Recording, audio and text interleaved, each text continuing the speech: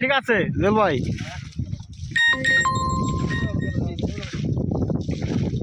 জুয়েল ভাই দিকে টাকায় নাক নজর। Smiling smiling.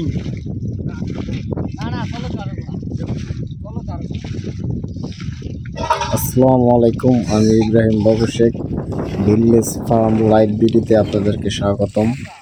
আপনাদেরকে দেখাবো আমার কলা বাগানের একদম শুরু থেকে কি কি প্রসেসিংয়ের মাধ্যমে বাগানটি করেছি।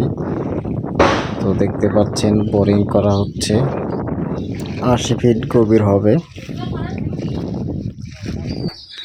3টা চাষের জমিতে, তাও জমি দেখেন মাটি ওঠে নাই, ঘাস রয়ে গেছে। চাষ অত ভালো হয় নাই, সেই কারণে ঘাস রয়ে গেছে। আলহামদুলিল্লাহ, তো দেখতে পাচ্ছেন চারা লাগানো শেষ, পানি দিচ্ছি। আমার এখানে আপনার মোটামুটি এই 3,500 চারা লাগানো হয়েছে 12.5 বিঘা জমি, 33 মাপে। তো দেখছেন ওই যে আমার মেশিন দেখতে পাচ্ছেন, ওই আমার বাগানের পাশেই কিছু ঘরবাড়ি আছে। এলে মাটি থাকার কারণে পানিটা বেড়ে দিতে হচ্ছে। বাগানের প্রথম চাষ, চারা লাগানোর পরে মোটামুটি ভালোই বড় হয়ে গেছিল ঘাস। কিছু কিছু চারা বেঁচে পাতা বেরোতেছে, তো ঘাসও বড় হয়ে যাচ্ছে পানি দেওয়ার কারণে। অতিরিক্ত ঘাস পাওয়ার কারণে চাষ দিয়ে দিচ্ছি। তো দেখেন চাষ দেওয়ার পরে জমিটা কি সুন্দর লাগতেছে। কিছু কিছু চারা বেঁচে পাতা বেরোতেছে। দেখতেছেন বাগানের সাইড দিয়ে এই যে বাঁশের খুঁটি গাড়া হয়েছে, এখান দিয়ে বেড়া দিব। এখান পাশ দিয়ে গাড়ি যায় এবং গরু ছাগলে ডিস্টার্ব করে, তার কারণে খুঁটি গাড়া হয়েছে বেড়া দেওয়ার জন্য। এই যে এই সাইডটা হলো নল বেশি, এই যে চার্জ দেওয়ার পরেও এদিকে এই যে এসব নল রয়ে গেছে গা। 2 চার্জ দেওয়ার পরেও এই যে এরকম নল রয়ে গেছে গা। এই জায়গাটা, এই জায়গা অনেক বড় বড় নল আসলো, তো ভাঙ্গা চুরে ছিঁড়ে বেড়ে যেরকম রয়েছে, এই যেরকম রয়েছে মাঝখানটা। ওই যে গাছের গোড়ায় গোড়ায় যেরকম রয়েছে। আর এই যে আজকে হলো 3 গামলা, এই যে এখান থেকে এই যে এখানে পরিষ্কার করছে। এই যে এই পাশে এখানে আবার রয়ে গেছে গা। আর এই পাশে আবার নল কম, এই যে এখানে আবার নল কম। এখানে গাছের গোড়ায় গোড়ায় আছে ওই যে ফাঁকদা ফাঁকদা, গাছের গোড়ায় গোড়ায় আছে হালকা হালকা। এখানে নল বেশি নাই। এই যে ওইটা হলো ওই যে বাতা ভাঙ্গা মোটর বুনছিল না, এখানে নল নাই বেশি। এখানে চাষ দেওয়ার পরে গাছের গোড়ায় হালকা হালকা রয়েছে, কিছু কিছু জায়গায় একটু একটু আছে বেশি। আর এই যে এই পাশটা হলো ওই বাতা ভাঙছি না, এই পাশটায় এই নল বেশি। এই পাশটা এই সাইডটা রয়েছে, এই সাইডটা আবার এই যে আজকে 3টায় পরিষ্কার করছে গাছের গোড়া সহ। এবার মাঝখানটা 2 সাইডটা খাড়াই মারে যা আসলো, আর হুইয়া মেয়া যেটি ছিঁড়ে বেরিয়ে গেছে সহ পরিষ্কার করছে।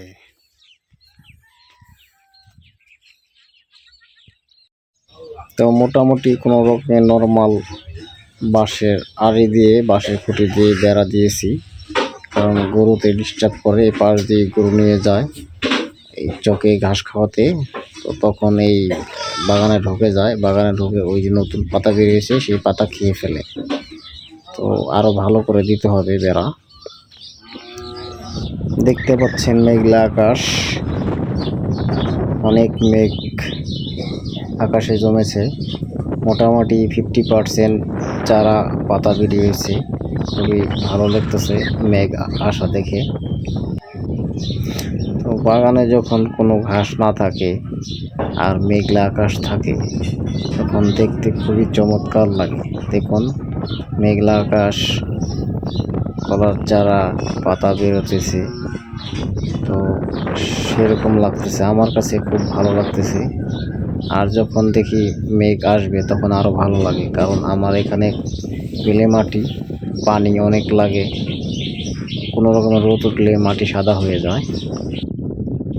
দেখেন মোটামুটি অনেক চারাই বেঁচে গেছে, ও আরও কিছু বাকি আছে, সেগুলিও বাঁচবে ইনশাল্লাহ, কিছু হয়তো এ, মারা যেতে পারে, আশা করি 90% বাঁচবে।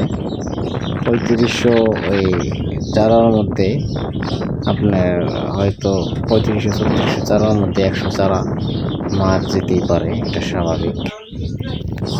আমার বাগান করাতে সবচেয়ে চ্যালেঞ্জিং বিষয় হচ্ছে গরুতে খুব ডিস্টার্ব করছে আমাকে। তার জন্য কতভাবে বেড়া দিয়ে নেট দিয়েছি, এখান দিয়ে ছাগল ঢুকে যায়, ছাগলে ওই নতুন পাতা খেয়ে ফেলে, অনেক ডিস্টার্ব করে।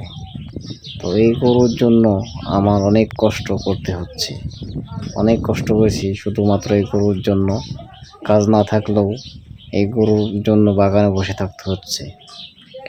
দেখেন আলহামদুলিল্লাহ এখন মোটামুটি আরও চারা বড় হয়ে গেছে, সেই সাথে ঘাসও বড় হয়ে যাচ্ছে। তো আবারও চার্জ দিতে হবে, পানি দিতেছি এক সাইড দিয়ে, আবার এক সাইড দিয়ে লোক দিয়ে সাফ করতেছি। আলহামদুলিল্লাহ দেখছেন এখন চারা একটু বড় হয়েছে, 3-4টা পাতা বেরিয়েছে, খুবই চমৎকার লাগছে। তো ঘাসের জন্য খুবই খারাপ লাগে, ঘাস এত দ্রুত বেড়ে যায়, ঘাসে অনেক ডিস্টার্ব করে। দেখুন কি পরিমাণ ঘাস হয়েছে, এই ঘাসে আমার অনেক টাকা লাগিয়ে ফেলেছে। ঘাস গাছের আগে ঘাস বড় হয়ে যায়, বিশেষ করে পানি দিতে হয়, সে কারণে ঘাস প্রচুর বাড়ে। ঘাসের দমন করতে করতে আমার অনেক কষ্ট হচ্ছে, ঘাস দমন করতে অনেক টাকা যাচ্ছে, লেবার যাচ্ছে, নিজের কষ্ট হচ্ছে। চার্জ দিয়ে দিয়েছি, একবার চার্জ দিলে অনেকগুলি টাকা লাগে, একটা চাষে হয় না, 2টা করে চার্জ দিতে হয়, লম্বা করে একটা, আবার আইরা ফেলে একটা। তো আজকে এ পর্যন্তই, পরের পার্ট দেখার জন্য অনুরোধ রইল, সবাই লাইক করবেন, সাবস্ক্রাইব করবেন। আল্লাহ হাফেজ।